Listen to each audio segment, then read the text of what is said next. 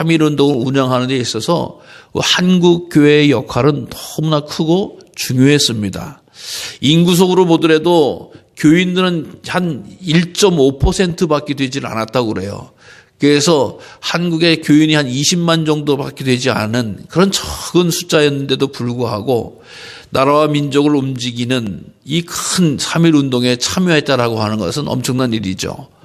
우리 33인 가운데서 기독교인 대표자들이 16인이 참석을 했고, 특별히 우리 감리교회 지도자 목사님들이 9명이나 그곳에 참여해서 우리 감리교회도 이 3.1운동에 적극적인 참여를 했던 그런 교회이고, 또 우리가 알다시피 유관순 열사는 또 우리 감리교인으로서 이렇게 희생을 당했던, 그 제암리교회 같은 경우는 우리 감리교회인데 아픔을 겪었던 그런 엄청난 그런 역사를 가지고 있습니다.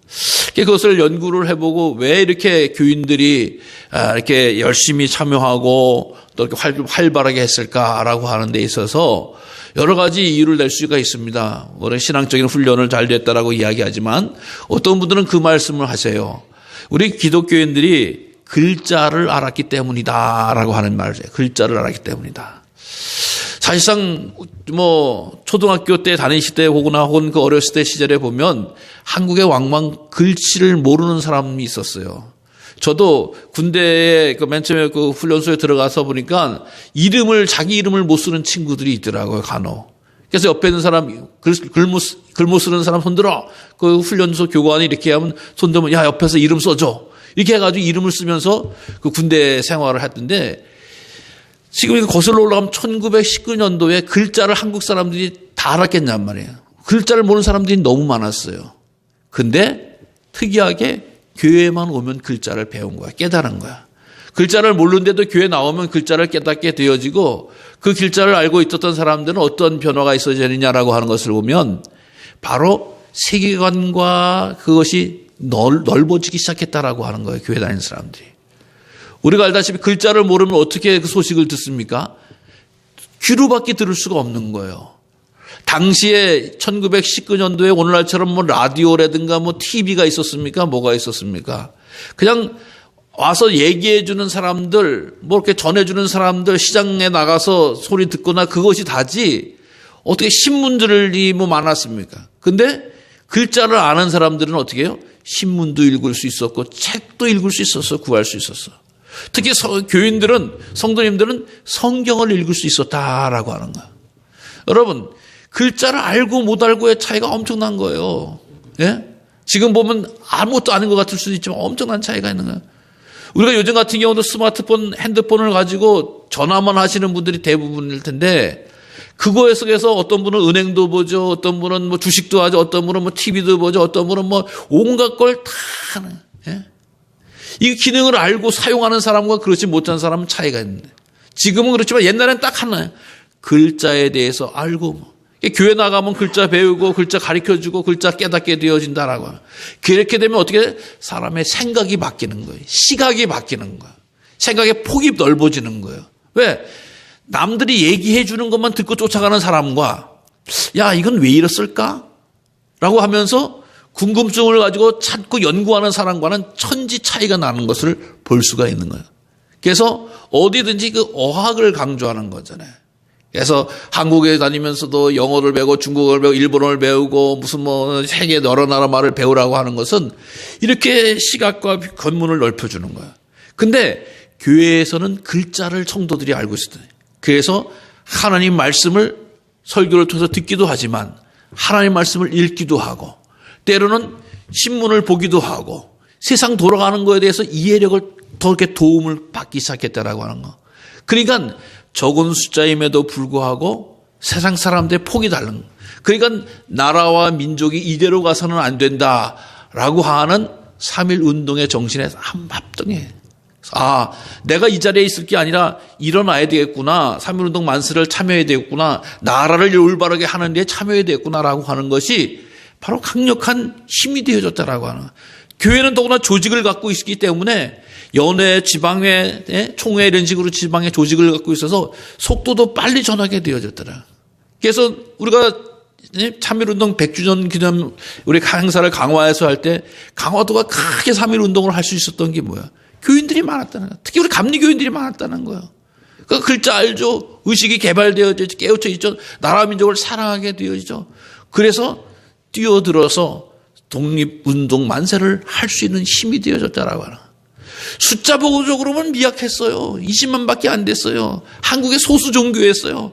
교회가 뭐 반듯반듯하게 뭐 당시에 뭐 수없이 많은 사람이 있는 것도 아니고 또 교회가 큰 물질을 갖고 있는 것도 아니고 그럼에도 불구하고 독립운동 나라를 구하는 일에 대해서는 헌신을 하고 달려들 수 있었던 그 기초가 되어졌다라고 하는 거야. 지금이야 사실 많은 사람들이 한국 기독교에 대해서 잘못된 왜곡된 시각을 가지고 있지만 나라와 민족을 진정으로 사랑하는 사람들이 바로 성도들이었고 교인들이었고 기독교인이었고 특히 우리 감리교회는 거기에 주저하지 않고 뛰어들었다라고 하는 것입니다. 그런 가운데서 우리들이 이렇게 오늘날 좋은 시대를 맞이하게 되어지고 또 하나님 앞에 영광을 돌릴 수 있는 그런 시대가 되어졌다고 하는 것이에요. 그래서 믿음의 생활을 하면 자기뿐만 아니라 이웃과 나라의 민족을 위해서 살아가는 사람들이다라고 하는 좋은 인식을 심었기 때문에 한국교회가 이렇게 크게 부흥할 수 있었던 것이지 한국교회에서 자기네만 알고 봉사도 하지 않고 나라의 민족에 대해서 외면했다라고 하면 결코 이런 축복은 올 수 없었다라고 하는 거예요. 탈무드에 보면 이스라엘의 그 경험 탈무드에 보면 세 종류의 사람에 대해서 이야기를 합니다. 어떤 사람에 대해서 이야기하냐?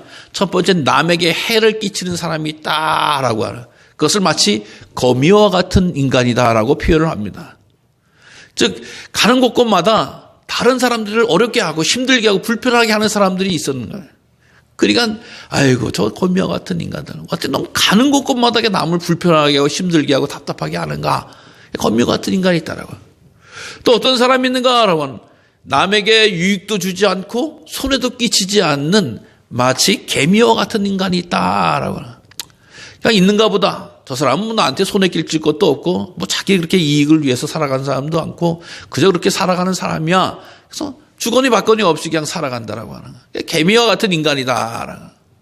근데 남에게 유익을 끼치는 사람이 있는데 그 사람은 바로 벌과 같은 사람이다. 꿀을 해서 당시에 사람들에게 당분과 뭐 여러 가지 좋은 거를 제공하는 그런 곤충을 벌로 이렇게 생각을 해서 벌과 같은 사람. 그래서 그 사람이 가는 곳에는 기쁨이 있고 환영을 받고 또 귀한 일을 감당하는 이런 일들이 바로 벌과 같은 사람들이다라고 이야기해요. 전 누가 뭐래도 우리 그리스도인들은 벌과 같은 사람인 줄로 믿습니다. 이 세상이 주신 하나님의 귀한 사명을 귀한 생명을, 귀한 시간과 물질과 헌신을 자기 자신을 위해서 쓰러진 것이 아니라 이기적인 존재가 아니라 또 남의 것을 뺏는 사람이 아니라 넘치고 나누고 헌신하고 섬기는 이런 사람이 바로 기독교인이었다라고 하는 거예요. 이것이 바로 성도의 삶이었다라고 하는 거예요. 오늘 본문의 말씀은 사실 예수님과 제자들이 가이사라 빌립보라고 하는 지역에서 있었던 일이다라고 하는 거예요. 가이사라 빌립보라고 하는 것은 사람 이름이에요. 가이사라라고 하는 것은 로마의 황제를 가이사라고 이야기하고 빌립보라고 하는 빌립이라고 하는 이 이스라엘 분봉왕의 이름을 따서 가이사라 빌립보다라고 하는 이런 이야기를 해요. 원래 거기는 파니아스라고 하는 도시였어요. 근데 이름을 바꾼 거예요. 새 도시로. 이름을 바꿔요. 우리가 저 밑에 어느 도시를 치게 되면 지금 뭐 조치원 무슨 뭐 해가지고 세종시라고 이름을 만들듯이 이 가이사라 빌립보라고 하는 도시를 만든 거야. 거기 특징은 뭐냐? 바로 헐몬산, 헤르몬산이라고 해서 우리식으로 이야기하면 저 백두산 밑이에요. 우리 그 백두산 밑은 북쪽이고 살기 어려운 곳이지만 이스라엘 건 아니에요. 거기 백두산 헐몬산 밑에 가면은 물이 풍성해가지고 물이 콸콸콸 넘치고, 그래서 과일도 재배가 잘 되고, 시원하고 살기 좋은 거야. 그러니까 로마가 이스라엘을 지배하러 왔을 때 힘들고 뭐 어려운 거 뜨거운 데가 아니라 그런 산 밑에다가 아주 좋은 도시를 만들어요. 그러니까 거기에는 많은 사람들이 모이게 되어지고 그곳엔 특별히 로마식 종교도 들어오게 된 거예요. 그래서 신전 뭐 이런 걸 막 짓는 거예요. 그래서 아주 이 로마를 섬기는 일에 또 이 로마의 신을 섬기는 일에 아주 활발하게 활동하던 그런 도시가 바로 가이사라 빌립보예요. 예수님께서는 주로 갈릴리 나사렛에서 활동을 하고 계셨거든요. 그래서 갈릴리 나사렛에서 활동을 하시다 그 갈릴리 가이사랴 빌립보라는 곳까지 올라가신 거예요. 올라가셔서 뭘 보겠어요? 당시에 보면은 신전 보고 그러는 거예요. 아, 우상덩어리 보는 거예요. 아, 대단한데 이 동네. 예? 우리도 알다시피 어느 지역에 가면은 볼 게 뭐 여러 종류가 있지만 거긴 그런 거 주로 보는 거. 로마식 문화, 로마식 종교, 로마식 신화 이런 걸 보는데. 그러니까 사람들이 기가 눌려질 수 있어요. 눌리는. 근데 거기서 예수님께서 뭐라고 말씀하시냐라고 하는 것을 보면, 야, 이제 내가 이곳에서 대제사장들, 서기관들, 바리새인들에 의해서 잡히게 된다. 잡히게 되어지고 고난받게 되어지고 내가 십자가에 죽게 되어지고 부활하게 된다라고 하는 것을 비로소 말씀해 주시는 거예요. 그 눈에는 막 로마의 우상과 로마의 그 정치와 로마의 문화, 경제, 행정을 보고 나서 그런 얘기를 해주는 거예요. 근데 뭐라고 말씀하시냐? 이것을 이야기할 때 전 이게 이야기하는 거예요. 그 얘기를 들으니까 베드로가 얼마나 화가 나는지 몰라요. 베드로가. 주님 그거 안 됩니다 라고 이야기하는 거야. 근데 사실 요 장면을 조금만 앞들어가 보면 성경 오늘 읽은 부분 아닙니다. 앞부분에 보면은 뭐라고 이야기했냐라고 하는 것을 보면은 야 너희들은 나를 누구라고 이야기하느냐라고 예수님 물어보셨어요. 예수님 너희들 나를 누구라고 하니까 베드로가 신나게 예 주는 그리스도시 하나님의 아들이십니다 라고 큰 소리로 빵빵 이렇게 정답이잖아요. 우리가 이 믿음의 고백이 얼마나 아까도 말씀 로마의 시기에 거기서 예수님이 우리들의 구세주입니다. 그리스도입니다. 라고 하는 이 고백을 하는데 얼마나 대단한 그 믿음인지 알 수가 없는 거거든요. 그런데 예수님께서 거기서 응답하신 것이 나 이제 십자가에 달려 죽고 고난당하고 죽고 장사나 부활 만에 살아날 거야 라고 이야기하는 거예요. 그러니까 베드로가 그전까지 막 칭찬 듣고 그냥 예수님 구세주입니다, 메시아입니다 막 이러다가 예수님이 그런 식으로 이야기를 하니까 베드로가 가만히 있는 것이 아니라 뭐라고 이야기해. 베드로가 예수님 묻고 주님 그런 말씀하지 마십시오. 대드는 거예요. 주님이 어떻게 그럴 수가 있습니까? 라고 하면서 막 소리를 지르고 예수님을 막 호통치는 거예요. 그전까지는 메시아라고 그리스도라고 막 받들다가 예수님이 이제 나 십자가 달려 들어갈 거야, 죽을 거야, 부활할 거야, 라는 걸 그따위 소리 하지 마십시오라고 해서 막 혼을 내는 거 소리를 지르는 거야. 그러니까 예수님이 그 얘기를 가만히 듣다가 뭐라고 해? 이 사탄아 물러가라. 너는 하나님의 일을 생각하지 않고 사람의 일을 생각한다. 베드로에게 제일 예쁜 나쁜 말 아니에요.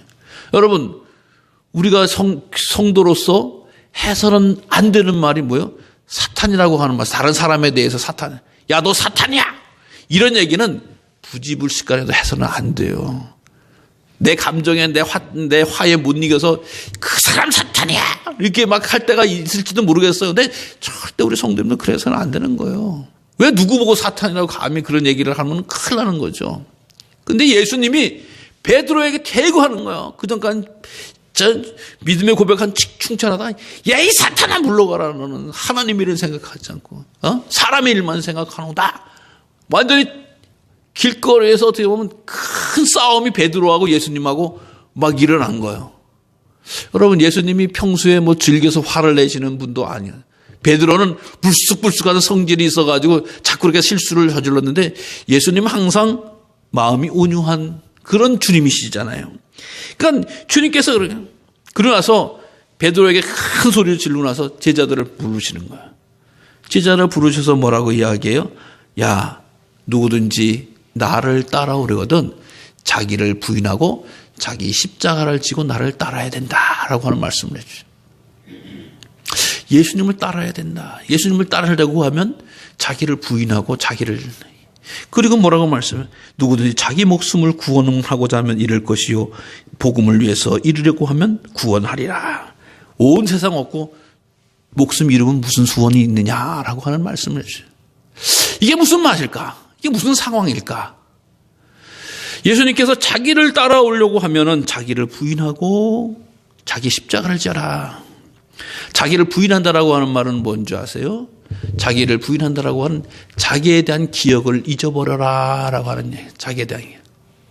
여러분, 내가 오늘날 이렇게 있게 된 것은 하나님의 은혜입니다 라고 우리가 신실하게 고백을 하지만 때로 내 마음속에는 뭐죠? 내가 이렇게 재산을 이룬 것은, 내가 또 이 나이 먹도록 살아온 것은 내가 어떻게 되어진 일입니다. 자기에 대한 자랑의 기억이 쌓여 있어요, 사실. 우리는. 그래서 자기 자존심이라고도 이야기하고 자긍심이라고도 이야기하는 거예요. 내가 노력해서, 내가 힘써서, 내가 재수가 좋아서, 내가 어떻게 헌신해서 이렇게 왔습니다. 그건 자기 기억이 쌓여져 있다라고 하는 거예요. 근데 예수님을 따르려면 자기 기억을 잊어버려라. 그 다음에 자기 십자가를 지라라고 하는 건 뭐예요? 십자가라고 하는 말도 함부로 하는 얘기가 아니거든요. 이 시대 때. 왜? 로마 시대 때 가장 처참한 사형 방법이 십자가형이에요. 십자가형을 딱 때리면 그냥 죽는 것밖에 없어요. 가다 돌이키질 않아요. 십자가형을 받을 수 있는 사람은 거기서 잘못했다 다시 돌아가자 되는 게 아니라 무조건 죽여버리는 거예요, 로마에서. 왜? 그러니까 로마 시민들은 십자가형을 짓지 않게 했잖아요. 포로민 가운데서 가장 극악한 사람, 자기네가 꼭 죽여야 될 사람, 무시와 멸시와 조롱과 천대를 받아야 될 사람, 다시는 그것 보고 따라하지 않을 짓을 한 사람이 십자가를 짓는 거냐. 자기 십자가를 지라고 하면 반드시 죽는다라고 하는 거야. 그러니까 예수님 앞에 나타날 때, 자기 주장, 자기 경험, 자기가 이기는 것이 아니라 그걸 다 잊어버리고 그 앞에 와서도 자기 또 죽어야 된다라고 하는 거예요. 죽어야 된다. 야, 이거 엄청난 이야기 아니겠어요? 예? 예수님 따르려고 하면 어떻게 내가 좀 뭔가를 얻으려고 하고 누리려고 하고 받으려고 하고 이루려고 해서 예수님 따르려고 하는데 예수님은 그렇게 한다는 게 아니에요. 다 죽여버리고 잊어버려라 라고 하는 말씀이에요. 이게 무슨 얘기냐? 당시에 이 베드로와 같은 사람이 많이 있었다라고 하는 거예요. 베드로 같은 사람은 뭐예요? 예수님을 통해서 이제 구원하리라. 어떻게? 로마로부터 해방되리라. 예수님을 통해서 예수님의 좌편과 우편에 앉으리라. 예수님 통해서 장관 자리, 총리 자리, 무슨 국회의원 자리 얻으리라. 예수님을 통해서 어떤 성취를 하리라. 라고 하면서 예수님을 따르는 게 아니에요. 그런 사람도 어떻게 해요? 예수님을 이용하는 사람들, 예수님을 사용하는 사람들. 예수님을 쫓아가는 게 아니에요. 예수님을 사용하는 거 쫓아가는 거예요.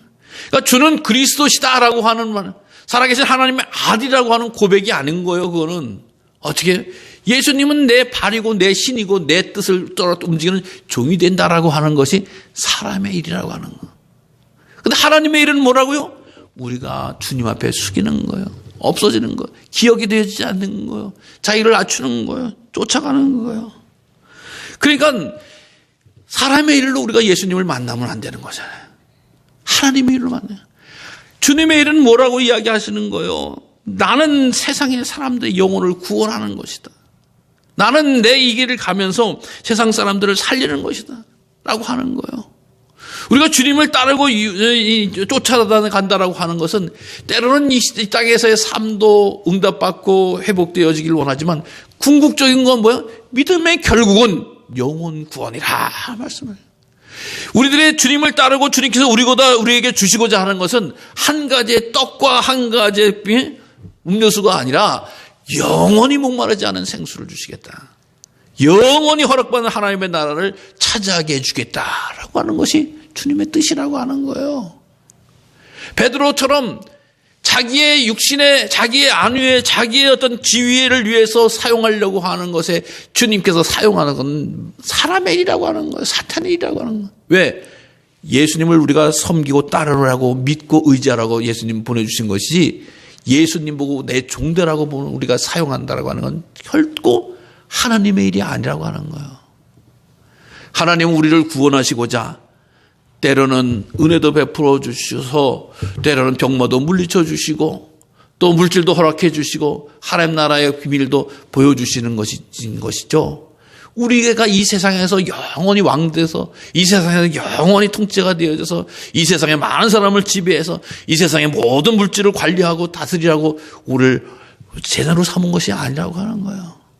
우리의 주인은, 우리들의 왕은 오직 예수님이십니다. 오직 십자가에 안에 달려 돌아가신 예수님이 우리를 구원하고 우리를 영생에 이르도록 우리를 완전하게 살아갈 수 있도록 인도하시는 분은 예수님이시라는 거예요. 그 예수님을 따라가야 된다는 거예요. 그 예수님을 기억해야 된다는 거예요. 그 예수님의 일을 쫓아가야 된다고 하는 것이에요. 이것이 바로 우리들로 그 축복을 어디다 대겠어요? 생각해 보세요. 지금 아무리 돈 많은 사람이 있다고 하더라도 그가 1조 원을 드린다고 해서 생명을 하루를 연장할 수 있어요? 한 달을 연장할 수 있어요? 소용없습니다. 아무리 권력이 높다고 하더라도 그가 하루를 더 살 수 있어요? 이틀을 더 살 수 있어요? 권력 가지고 살아가는 게 아니에요. 물질 가지고 살아가는 게 아니야. 아무리 인기가 있어도 그가 어떻게 살아갈 수가 있어요? 죽으면 다 끝인 거예요. 다 놓치고 가는 거예요. 그러나 우리의 영혼은 하나님 앞에 가는 거 아니겠어요? 우리의 영혼을 주인, 우리의 생사와 화복을 주관하신 분은 하나님이신 거 아니겠어요? 그렇기 때문에 우리가 이 세상에 있을 동안에 주님의 일, 하나님의 일을 기억하고 하나님에 참여할 수 있다라고 하는 것이 큰 축복이고 기쁨인 줄 믿으시기 바랍니다. 한때 한국 사람들이 아메리칸 드림을 가지고 미국에 많이 건너갔던 시대 때 이야기라고. 한국에서 신앙생활 잘했던 분이 이제 미국에 가서 부지런히 얼마나 힘들겠어요. 낯설고 물설었는데. 예. 저희도 목회하는 친구가 미국 가서 목회하던 너무 힘들고 어렵다고 또 미국 사람들 대상 만나기 곤란하다고 한 얘기를 들어요. 그러니까 그 얼마나 힘들어서 일하게. 근데 그걸 아는 친구가 미국에 있었잖아요. 근데 어느 날 와서 여보게 당신 한국에서 신앙생활 잘하더니 미국 와서 힘들고 어렵겠지만 신앙생활 해야 되지 않겠냐? 그러니까 이분이 그럼 나도 신앙생활 해야지. 근데 자리 좀 잡고 돈 좀 벌고 나중에 할게. 나중에. 지금 난 너무 힘들고 어렵고 곤란해. 그래. 하나님께 하나님의 일이 나중에 어디 있나? 하나님이 부르시면 당신이 아무리 짜놨던 거 다 놓고 가야 되는 거야. 내일이면. 에? 하나님의 나중에 없어. 잘 생각해봐. 하나님이 지금 당신을 필요로 하고 지금 당신의 사랑과 지금 당신의 헌신과 충성을 요청하고 계신 것 같아. 잘 생각해보게. 그리고 친구는 갔어요. 그러니까 자기 생각 속에서 내가 미국에 어떻게 와고 미국에 와서 어떻게 헌신하고 어떻게 살아가고 내가 어떻게 살아갈 때 머리가 너무 복잡한 거예요. 사람의 일이 너무 복잡한 거야. 그렇잖아요. 아마 자그마한 데 이사를 하나 하려도 힘든데 나라를 바꿔서 가서 거기서 살려고 하고 어떻게 해서 내가 자녀 이뤄야 되고 어떻게 자녀를 온갖 생각 속에 사람의 일만 가득 찬 거야. 사람의 일. 육신의 일만 가득 찬 거야. 아무도 도울 자가 없는 것 같고 어떻게 돼 방법도는 그냥 거예요. 근데 생각을 해봤더니 내 머리로 내 지혜로 내 능력으로는 안 되는 거예요. 곰곰이 생각을 했더니 하나님이 기회를 주셔서 미국행을 어긋나가지고 하나님이 사람을 보내주셔서 자리에 터져도 철 잡을 수 있도록 출발하게 해주고 하나님이 그것이 감동으로 막 느껴오는 거야.